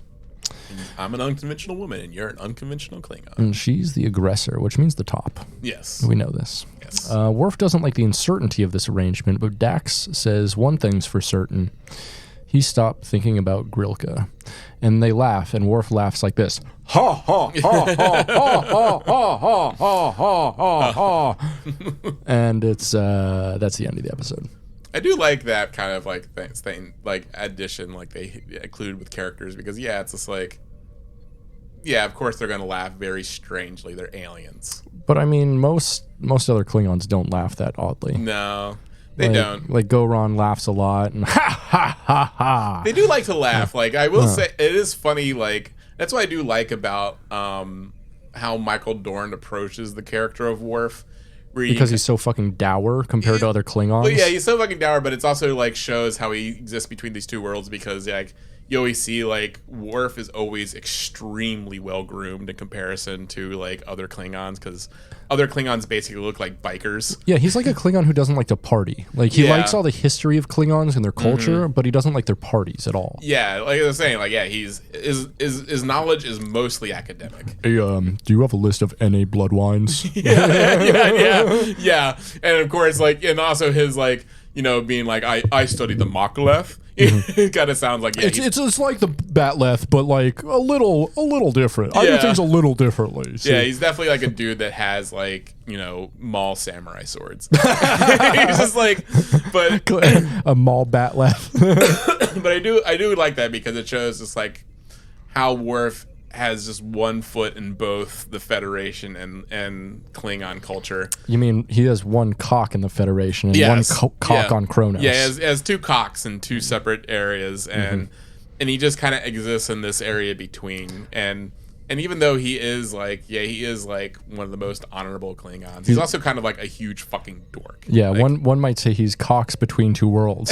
He's cocks between two worlds. Cocks between two worlds. So yeah, I do like that sort of approach. Like I think it's a very smart way of just how even just like physically he presents Worf. Like I always like that, and it is very apparent in this episode as we see like. Yeah, Worf can't do like the Klingon courting properly. He has to find another like Klingon weeaboo, basically, too, because Worf is almost himself like a weeaboo. Like no, he's definitely a weeb. No, Yeah. he's like, I mean, he's like the type of weeb that's like, like a fourth generation Japanese American. Yeah. Who like gets really into anime and is like, oh, I want to go to Japan. But they like, and they put on like a fake Japanese accent and shit, and you're like, your name's Larry. Like, come on. Yeah, of course, like Dax is the other like Klingon weeb on the Which makes sense because like Curzon like rolled with the Klingons for so long and was their ambassador. Yes, and so it would make sense that he would know, and then Dax would know a lot about Klingon culture just based on Curzon's experience with the symbiont. So I get it, but yeah, she is still a weeb. Yeah, yeah, but I do like that. I mean, and they make it work. And but yeah, just like this whole episode's great because I mean it makes sense. Yeah, as you said, like written by Ronald D. Moore, who helped flesh out like Klingon in general. Along with Michael Dorn and stuff. And it's just like I feel like they work very well together. You could see like a lot of sort of like the subtle shit they put in that him and Michael Dorn probably like working together just on this shit, and it works out so fucking well. I think the direction of this episode is very strong. Big ups to Andy Robinson. Because I mean it's also written very well. And it's acted very well. Like I think they accomplished exactly what they set out to do with this episode. Yeah, and it furthers. The only problem I do have with it is the A plot doesn't actually further any plot really. It just leaves us off on another note that doesn't end. Oh, with the Grilka A plot. and Quark. Yeah. Because the B plot is Dax and Worf. Yeah, the B plot's way more ends up being more consequential than far the A plot. More consequential. I mean, because then we have episodes about their romance. Leading up to. I mean, even after Dax's death, we do have episodes like Once More Into the Breach, like my favorite episode. Core, mentions Dax, after he knocks his Worf out. Yeah. And it makes me cry every time. Makes you cry every time. Makes me cry every motherfucking time. But yeah, it's great. It's a great. I mean, I kind of wonder if like maybe there was going to be more between Quark and Grilka. Like I wish there were. Me too. Like the actress who plays Grilka is awesome. They should have, instead of fucking Prophet and Lace, they should have done a third Grilka episode. Absolutely, and it should have ended with Quark and Grilka getting together. That would have been sweet, right? Because I do like how as we DS9 does a great job of fleshing out Klingon culture, and it also does a great job of fleshing out Ferengi culture beyond just being like greedy little weird guys with laser whips. Another thing I would have totally accepted for a continuation of the story is a third and final episode where she comes back with the first Klerengi baby. I would love that. That would be genuinely fun and stupid. And that would be funny if it kind of follows the same pattern as 3 Men and a Baby. 3 Men and a Baby. Because it's Rom, it's Quark, and it's fucking Nog trying to take care of this baby together. So it's like the Magnificent Ferengi's adaptation of Seven Samurai. You know, fucking, it's like an adaptation of Leonard Nimoy film, Three Men and a Baby. You see how everything's Deep Space, 9 men and a baby. That's what I'm saying. What that was that like 9 degrees of separation? DS9 degrees of separation. Wolf 359 men and a baby. Well, I was gonna say it could mirror like Kaler and Worf, except and then do the inverse where Quark actually ends up being a really good father. Yeah, that would be amazing. that would be really funny where Grilka comes back with the baby Quark. Baby Quark, dude, and like, this is baby Quark, and then like instead of like being like Worf and just being a shit dad, like Quark's actually becomes an amazing dad. No, I would love that. Yeah. I would genuinely love that. Yeah, but it would have been definitely good at the end because it would have been hard on Quark's characterization. Yeah, to be a father the entire series for several seasons. Yeah, it would have had a major change to his character. Yeah, we didn't, especially after, you know, both O'Brien kids, we didn't really need another plot of like raising a child. And even like, even also we had Zial. And true. And Zial's like, Zial was always very weird to me, where they aged her up very fast to make her a love interest for Garrick. I think you kind of like that, don't you? But it's just like because like I think someone was nervous about like the gay Garrick being so gay. Yeah, and he's. What do you mean subtext? Yeah, it is straight up text that he's gay. Straight up text. Like it's like him stepping like right into Julian Bashir's face. Yes. And like touching him like softly and shit. Like, and discreetly entering his holodeck programs. But yeah, like he's like, oh, little old me, oopsie, oopsie. And so they're just like, so I'm sure someone was like, we got to give him a woman to have sex with. Garrick is the type of Cardassian that opens their Grindr message with dick pics. It's not even a hey or what's up. It's just straight up dick pics. He doesn't even mute the grinder noise. He's just like, he makes sure that thing's proud of it. He makes that thing motherfucker as loud as possible. Oh yeah, he wants it to be a beacon. He actually sets all of his noises in his phone to the grinder noise. Yeah, just so everything's making the grinder noise. Right, and then just signs up for like all of the automatic texts he can. Yeah. And go around sounding like he's gonna get some dick.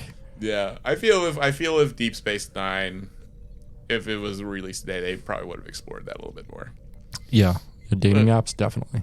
No, I mean just like I mean Garrick's sexuality. Yeah, like just more openly. 100%. Yeah. They would have made him. Well, I mean, he made him gay. I feel like Andy Robinson made him gay. It was definitely Andy Robinson's. Like, it was a very conscious decision on his part, and he's talked about it in multiple interviews, which is like, you know, he is someone who is responsible for Garrick. You know, he wrote A Stitch in Time to, you know, explore Garrick's like backstory and stuff. So he's written as much about Garrick's backstory as any other writer on DS9. Yeah. And so I think we should honestly respect actors who take charge of their role and make decisions about that role. Oh yeah, absolutely. And whereas Rick Berman will never say Garrick is gay. No, he would not. He would never admit that. Fucking Andy Robinson is like, you could torture Rick Berman and he would not admit it. No, you could put him in the fucking like the weird torture tube from Star Trek Discovery, and he'd be like, not gay, not gay. Just kill me. I'm never gonna say it. Put me out of my misery. Yeah, but yeah. The only thing I didn't like about this episode is Garrick could have really spiced it up. Yeah. I mean, it was a pretty spicy episode. It was pretty spicy, but like, put him talking to Kira or him talking to, you know, like... Oh, you mean actually put Garrick in it? Yeah, put Garrick in it. Yeah, no. Garrick should have been in this episode. I thought you just meant like spicy content-wise. No, like in place of both Odo talking to Kira in that one scene and also in place of Cisco talking to Dax and Worf in that other scene. Oh, I feel you. They should have him come in and be like really gay and like, you know, be like, oh, is that contagious? Yeah, sort of. You Yeah, know? sort of be like the like subtle matchmaker type guy. Yeah, 100%, because he is. He's that motherfucker. He may be. He works in the shadows. He may have felt uncomfortable because he directed it. He may have felt uncomfortable having himself also end the episode. Yeah, And that's fair. You know, yeah, because not every actor is like comfortable with that. I mean, you know, you see like Avery Brooks is able to do that. Oh, you know? 100%. He's able to do it well. He's able to do it well, and like Michael Dorn's able to do it. Michael Dorn, LeVar Burton. And so yeah, I think it sometimes may be uncomfortable for Frakes, of course. Frakes of kills course. it. Yeah. So it may be uncomfortable for like, you know, be like also be in the episode. And also since he's directed, he could be like, I don't want to sit in that motherfucking makeup chair. Yeah, that's true. Like he's just like I feel that, he's yeah. just like, I gotta get a full fucking mask on. No. Hey, one rule for this episode: no one has to be Kardashian. Boom, boom, got Did it. you notice no fucking Kardashians No in this Kardashians. episode? Not a single one. Garrick is only mentioned off screen. And Right. he's probably like, you know, that's my director's choice. I'm not going to sit in a motherfucking. I'm not gonna make anyone sit in the motherfucking makeup chair except for Morn and Worf and the rest of the Klingons. Yeah, and the rest of the Klingons. all the Ferengi. And yeah, the Ferengi. Well, yeah. I guess pretty much our own cast. Oopsie. Bajorans too. Bajorans, yeah. But all they get is a little nose thing, so it's fine. True. Yeah. Yeah, I really like this episode. No, same. I'd give it a solid 7.5 or 8, maybe. Yeah, I would too. Yeah, it's you know, it not only is it like just a fun episode, it's also just good story wise, lore wise. Like it's vital watching if you were to follow, like if you were on like, you know, wanted to follow like Worf and Dax's like evolution of their relationship. Right. I mean, not every episode is required viewing for the series, but this one is definitely required viewing. Oh yeah, absolutely. Yeah, if you wanted to do like a quick watch of like the best episodes to make it a completely cohesive experience through like the end, just not like, you know, not have to do a full watch through. I wonder how many episodes you'd have to watch to actually like get the entire like arc story of DS9, like all of the big arcs, you know. That's a good thought experiment. We would have to look at like the complete list, because I mean, yeah, everyone does have a pretty specific arc. O'Brien has the giant suffering arc where he suffers. You know, Julian Bashir has the big arc where he finds out he's genetically enhanced. Kira has several love interest arcs, and not much else, unfortunately. Yeah, that's the and thing. carrying Like, a baby, she's kind of objectified as just like a love interest in the story, which kind of sucks. And that does suck because I do feel like she has like the most interesting story. She has the most potential for an interesting story. Yeah. I guess she has like parts of her past that kind of reverberate. Yes. But like nothing totally specific where she's like, we're doing one more fucking mission to fucking take down, you know, the fucking Cardassians or something like that. I mean, Yeah. she does have definitely like the whole Bajor thing and Cardassian hatred and stuff in general, which informs the series a lot, but she doesn't get a huge arc for herself, I don't feel. That's not like... It's like a Bechdel arc that doesn't have to do with like other men and shit. Yeah, I mean, there is a lot where, you know, her like coming to terms and almost like forgiving like Cardassians a bit. Yeah, because, like, O'Brien has that arc too. Yeah, she, you know, especially like with her and Damar at the end, where she's kind of like, you know. Well, Damar, yeah, definitely does a solid at the very end. Yeah, and I mean, she doesn't ever have anything with Ducat because I do feel like Mark Alamino actually wanted that to happen because he's gross. Well, like I just mean like, yeah, this like also just some like final arc between them, just like clashing. She should have been the one to kill him, honestly. She should have. Like, I think that Sisko should have killed Kai Wynn, and then she should have killed Ducat.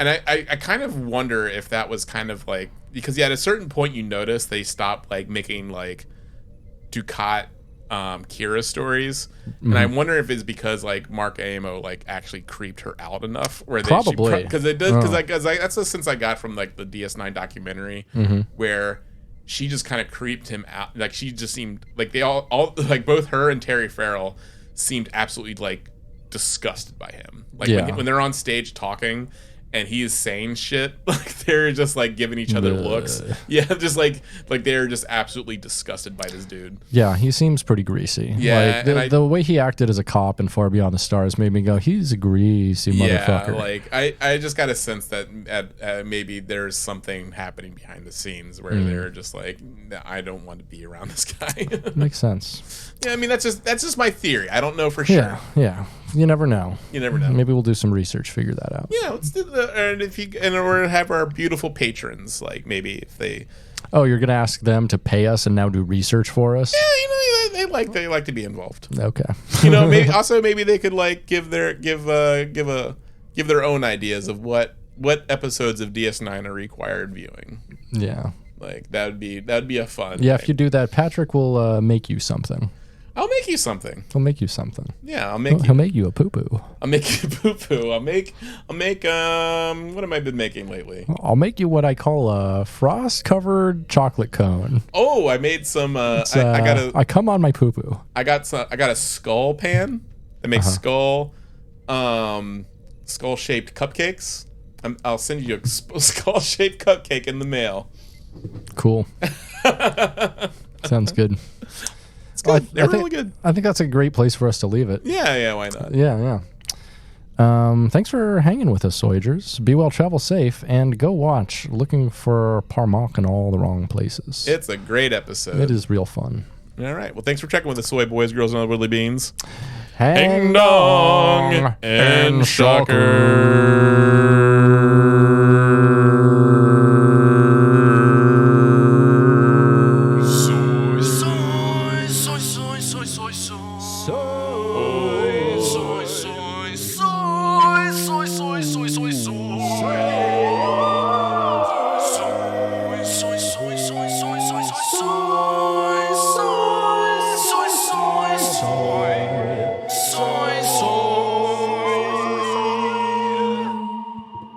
We haven't made it home yet, but we're still here.